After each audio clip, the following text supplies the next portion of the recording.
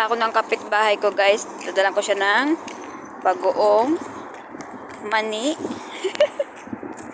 At saka ginisang ampalaya, o di ba? Para sa kapitbahay ko, guys. Bagoong yan, guys, oh. Tapos mani. Yan ang regalo ko sa kanya, guys. Oh, di ba? Ayan, oh. Tapos yung ginisang ampalaya, ayan. Galing na rin ang ano ko, guys, na regalo. Ayun yung kapitbahay ko. Nakapajama pa, guys.